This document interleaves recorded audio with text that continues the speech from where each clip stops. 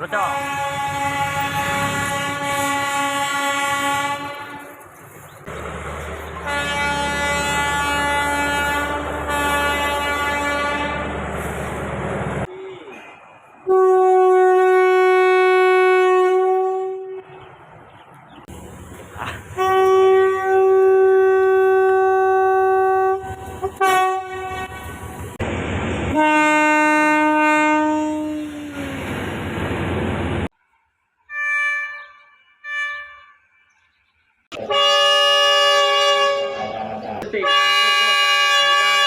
จะหยุดรับส่ง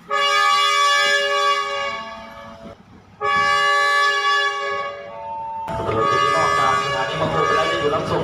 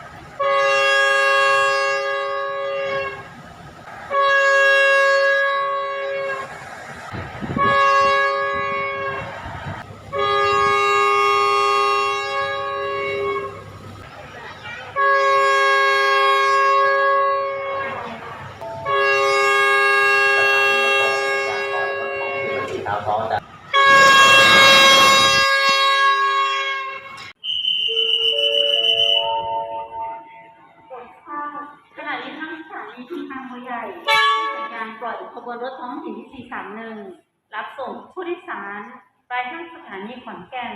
ซึ่งจอดเทียบที่พัชรที่3ออกจากสถานีชุมทางบัวใหญ่แล้วค่ะขบวนรถเที่ยวนี้เมื่อออกจากสถานีชุมทางบัวใหญ่ไปแล้วจะหยุดรับส่งผู้โดยสารที่ป้ายอยู่เนินสวัสดิ์สถานีหนองบัวลายเป็นสถานีต่อไปของค่ะ